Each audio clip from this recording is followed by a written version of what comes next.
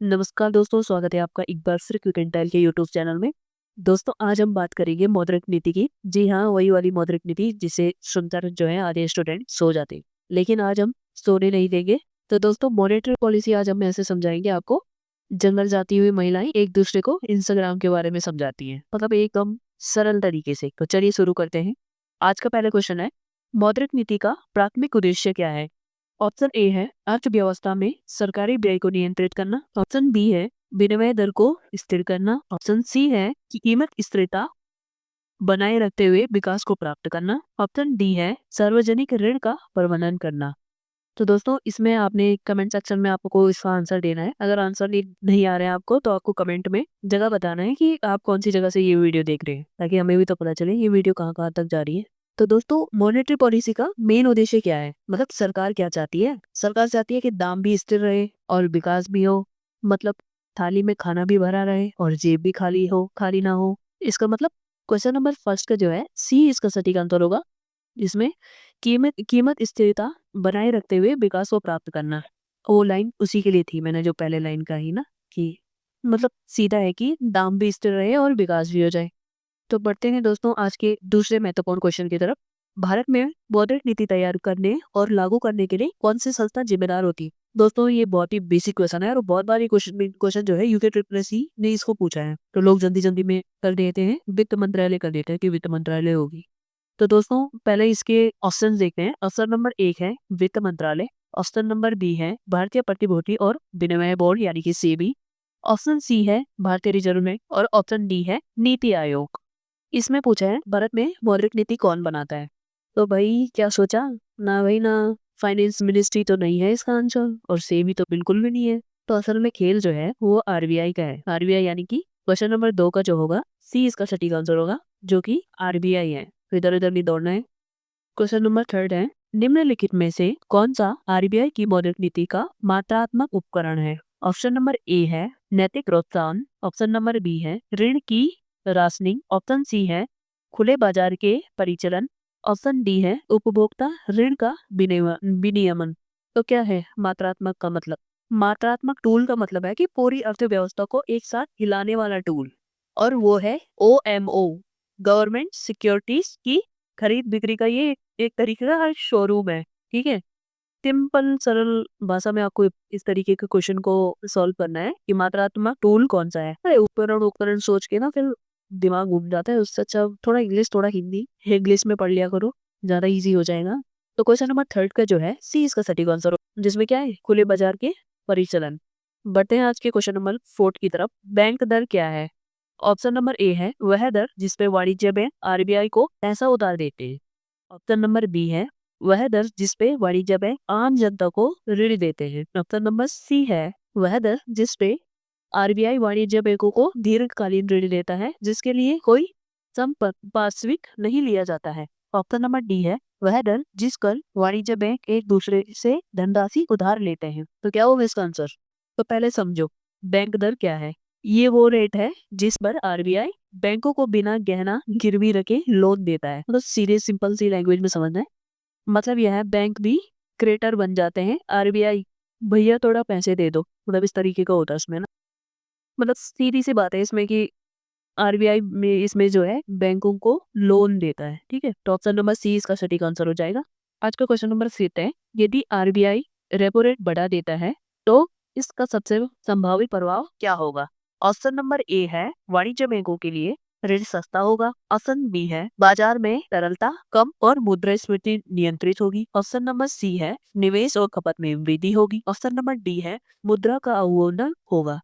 अब मैं सिंपल सी लैंग्वेज में आपको समझाती हूँ। मतलब रेपो रेट बढ़े तो क्या होता है, सीधा बताती हूँ। जैसे कि रेपो रेट बढ़ी नहीं कि बैंकों का मूड खराब हुआ नहीं, अब आरबीआई से पैसा महंगा मिलेगा भैया। अरे इसी से क्या होगा, फिर लिक्विडिटी कम होगी और मुद्रास्फीति कंट्रोल में रहेगी। तो क्वेश्चन नंबर 6 का जो है बी इसका सटीक आंसर होगा, जो कि है बाजार में तरलता कम होगी और मुद्रास्फीति क्या है नियंत्रित होगी। बढ़ते हैं आगे क्वेश्चन नंबर 6 की तरफ। वैधानिक तरलता अनुपात के तहत वाणिज्यिक बैंकों को अपनी मांग और समय देनदारियों का एक हिस्सा किस रूप में रखना होता है? ऑप्शन नंबर ए है केवल नकद के रूप में। ऑप्शन नंबर बी है केवल सरकारी प्रतिभूतियों के रूप में। ऑप्शन नंबर सी है नगद, सोना और अन्य अनुमोदित प्रतिभूतियों के रूप में। ऑप्शन नंबर डी है केवल आरबीआई के पास जमा रूप में। तो आपको याद भी होगा कि इसका आंसर आपको कमेंट सेक्शन में भी देना है, ऐसा नहीं कि बस देख लिया है। पहले समझो एसएलआर में क्या रहते हैं। तो आप में से किसी ने सोचा होगा कि सरकारी बॉन्ड ही रखेंगे, लेकिन नहीं, यहाँ आप कैश भी रख सकते हैं, गोल्ड भी रखते हैं और अप्रूव्ड जो सिक्योरिटीज हैं वो भी रख सकते हैं। मतलब एसएलआर सब चलाएगा, ठीक है। तो क्वेश्चन नंबर 6 का जो है सी इसका सटीक आंसर होगा, यानी कि नगद, सोना या अन्य अनुमोदित प्रतिनिधियों के रूप में, मतलब कुछ भी रख लेगा। क्वेश्चन नंबर 7 है निम्नलिखित में से कौन सा मौद्रिक नीति का प्रत्यक्ष उपकरण है। ऑप्शन नंबर 1 है repo rate, option number B है सीमांत स्थायी सुविधा यानी कि एमएसएस, ऑप्शन नंबर सी है cash reserve ratio, option number D है खुले बाजार के परिचालन।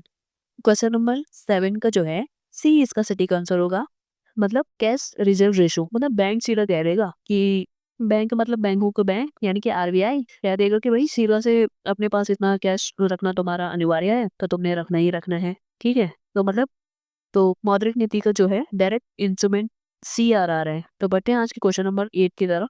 उससे पहले वीडियो को लाइक तो कर दो कम से कम, ये चैनल को सब्सक्राइब भी कर लो, क्या जाता है इतना करने से, और शेयर भी तो कर ही सकते हो। तो क्वेश्चन नंबर 8 है निम्नलिखित में से कौन सा मौद्रिक नीति का अप्रत्यक्ष उपकरण है। तो पहले तो प्रत्यक्ष पूछ रहा है, तो अप्रत्यक्ष पूछ रहा है, तो अभी तुमको अप्रत्यक्ष बताना है। क्वेश्चन नंबर 8 का ऑप्शन ए है नगद आरक्षित अनुपात, ऑप्शन नंबर बी है वैधानिक तरलता यानी कि एफएलआर, ऑप्शन नंबर सी है ऋण की राशनिंग, ऑप्शन नंबर डी है रेपो रेट। तो थोड़ा बहुत अगर दिमाग लगाया होगा तो ये मैंने ऊपर भी बताया था। तो क्वेश्चन नंबर 8 का जो है डी इसका सटीक आंसर होगा, जो कि रेपो रेट है। अब बढ़ते हैं क्वेश्चन नंबर 9 की तरफ, जो कि आजकल आयोग का इस टाइप का पैटर्न जो है आयोग का फेवरेट हो चुका है, और ये सबसे आसान होता है। अगर आपने मेरी पिछली कुछ कुछ क्लासों को देखा होगा तो ये सबसे आसान क्वेश्चन होते हैं मेरे हिसाब से, मुझे नहीं पता औरों के हिसाब से, पर मेरे हिसाब से सबसे इजी क्वेश्चन हो। कथन ए है मौद्रिक नीति समिति में ब्याज दरों का निर्धारण करती है। कारण आर है मौद्रिक नीति समिति आरबीआई को बाजार में तरलता को समायोजित करने के लिए ब्याज दरों को बदलने का निर्देश देती है। तो अगर मॉनेटरी पॉलिसी ढंग से पढ़ी होगी तो समझ तो आ ही रहा होगा क्वेश्चन। तो कथन ए में क्या कह रहे हैं, कथन ए में कह रहे हैं मौद्रिक नीति समिति भारत में ब्याज दरों का निर्धारण करती है, और ये तो पूरी की पूरी तरह गलत हो गया है, क्योंकि आरबीआई जो है लिक्विडिटी एडजस्ट करने के लिए रेट बदलती है। तो यहाँ तो सीधा उल्टा ही बोल रहा है। और कारण आर है मौद्रिक नीति समिति आरबीआई को बाजार में तरलता को समायोजित करने के लिए ब्याज दरों को बदलने का निर्देश देती है। तो कारण आर तो जैसे सही लग रहा है। अब बढ़ते हैं इसके क्वेश्चन नंबर 9 के विकल्पों की तरफ, विकल्प यानी कि ऑप्शंस की तरफ। ऑप्शन नंबर ए है ए और आर दोनों सत्य हैं और आर ए की सही व्याख्या करती है। ऑप्शन नंबर बी है ए और आर दोनों सत्य है लेकिन आर ए की सही व्याख्या नहीं है। ऑप्शन नंबर सी है ए सत्य है लेकिन आर गलत। ऑप्शन नंबर डी है ए असत्य है लेकिन आर सत्य है। ठीक है, तो क्वेश्चन नंबर 9 का जो है डी इसका सटीक आंसर होगा, जिसमें है ए सत्य है, ए असत्य है लेकिन आर सत्य है। इसका मतलब क्या है, इसका मतलब है कथन तो असत्य है लेकिन आर ये कारण जो है वो सत्य है। तो बढ़ते हैं आज के क्वेश्चन नंबर 10 की तरफ। ये भी कथन कारण वाला ही आ गया यार। तो इसमें क्या है, ये तो हमारे सबसे आसान है। क्वेश्चन नंबर 10 है कथन ए है ओपन मार्केट ऑपरेशंस मौद्रिक नीति का एक महत्वपूर्ण उपकरण है। कारण आर है OMO के तहत आरबीआई सरकारी प्रतिभूतियों को खरीदता है और बेचता है ताकि बाजार में तरलता को नियंत्रित किया जा सके। तो अब इसके ऑप्शन देखते हैं। ऑप्शन नंबर ए है ए और आर दोनों सत्य हैं और आर ए की सही व्याख्या करता है। ऑप्शन बी है ए और आर दोनों सत्य हैं लेकिन आर ए की सही व्याख्या नहीं करता है। ऑप्शन नंबर सी है ए सत्य है लेकिन आर असत्य है। ऑप्शन नंबर डी है ए असत्य है लेकिन आर जो है सत्य है। तो पहले तो क्वेश्चन को ढंग से पढ़ो, उसके बाद इसका आंसर लगाना है। तो क्वेश्चन को कैसे पढ़ना है ये मैं अपना सीक्रेट तरीका बताती हूँ। कथन ए है ओपन मार्केट ऑपरेशंस मौद्रिक नीति का एक महत्वपूर्ण उपकरण है क्योंकि OMO के तहत आरबीआई सरकारी प्रतिभूतियों को खरीदता है और बेचता है ताकि बाजार में तरलता को नियंत्रित किया जा सके। मतलब कथन आर भी मुझे सही लग कथन ए भी मुझे सही लग रहा है और कारण आर भी इसका सही उसने दिया है। तो क्वेश्चन नंबर 10 का जो है ए इसका सटीक आंसर हो जाएगा, जो कि है ए और आर दोनों सत्य है और आर ए की सही व्याख्या करता है। तो बढ़ते हैं आज के क्वेश्चन नंबर 11 की तरफ। निम्नलिखित में से कौन सा या कौन से कथन वैधानिक तरलता के बारे में सत्य है? कथन ए है, इसे मौद्रिक नीति का प्रत्यक्ष उपकरण माना जाता है। कथन 2 है, इसे बढ़ाकर आरबीआई को ऋण देने की क्षमता को कम कर सकते हैं। कथन कथन 3 है, यह केवल सरकारी प्रतिभूतियों के रूप में ही रखा जाता है। तो सही कोटों का आपने इस्तेमाल करना है और इसका आंसर देना है। ऑप्शन नंबर ए है केवल एक, ऑप्शन नंबर बी है केवल 1 और 2, और ऑप्शन नंबर सी है केवल 2 और 3, और ऑप्शन नंबर डी जो है 1, 2 और 3, यानी कि तीनों सही है। तो क्वेश्चन नंबर 11 का जो है दोस्तों, बी इसका सटीक आंसर होगा, केवल 1 और 2 सही है।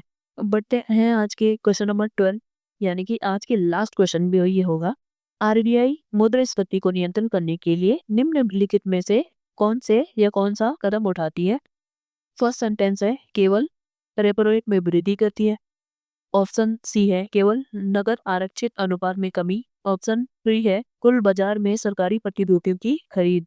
तो सही कोड आपने चुनने हैं और इसका आंसर आपको देना है। ऑप्शन नंबर ए है केवल एक, ऑप्शन नंबर बी है केवल ए और बी, ऑप्शन नंबर सी है केवल 2 और 3, ऑप्शन नंबर डी है ऑप्शन 1, 2 और 3, यानी कि तीनों सही है। तो क्वेश्चन नंबर 12 जो है, ए इसका सटीक आंसर होगा, यानी कि केवल ए। तो आरबीआई जो है मुद्रास्फीति कंट्रोल करने के लिए क्या करेगा? रेपो रेट बढ़ाएगा, हाँ ऑब्वियसली बढ़ाएगा, और सीआरआर घटाएगा। तो दोस्तों अगर सीआरआर इसने घटा दिया तो इसमें क्या होगा कि मुद्रास्फीति जो है बढ़ जाएगी। और सेंटेंस 3 में जो दिया था, गवर्नमेंट सिक्योरिटीज जो है ये खरीदेगा। तो मुद्रास्फीति में को कंट्रोल करने के लिए ये गवर्नमेंट सिक्योरिटीज को ये खरीदेगा नहीं, बल्कि ये बेचता है। तो ऑप्शन नंबर ए इसका सटीक आंसर होगा, यानी कि रेपो रेट को ये बढ़ाएगा। तो दोस्तों ये मौद्रिक नीति जो है ये भारी भारी कॉन्सेप्ट के जो भारी भारी क्वेश्चन आते हैं, जिससे स्टूडेंट जो है एकदम भयभीत हो जाते हैं। तो आज मैंने इसको थोड़ा मजाकी अंदाज में समझाने की कोशिश करी है। अगर आपको ये पसंद आ रहा है तो वीडियो को लाइक कर देना और कमेंट करके जरूर बताना भाई। और कमेंट में बता देना कि नेक्स्ट चैप्टर जो है किस स्टाइल में चाहिए, फनी स्टाइल में या रोस्टिंग। और नेक्स्ट चैप्टर जो होगा आपका वो होगा मुद्रास्फीति से। तो मुद्रास्फीति जो है ढंग से पढ़ के आना, जितने भी क्वेश्चन मैं उसमें दूंगी आपको पूरे के पूरे वो जो है उसमें आपको पूरे नंबर आने चाहिए। मतलब जितने क्वेश्चन मैं कराऊंगी उससे आपके 5-6 नंबर ज्यादा आने चाहिए, तो तब जाके थोड़ा बात बन सकती है। तो दोस्तों वीडियो को लाइक और चैनल को सब्सक्राइब करना ना भूलिएगा, और दोस्तों को भी शेयर करिएगा। इतना तो कर ही सकते हैं यार, इतने दिन से मेहनत कर रही हूँ और कोई ना सब्सक्राइब करते हैं ना कुछ।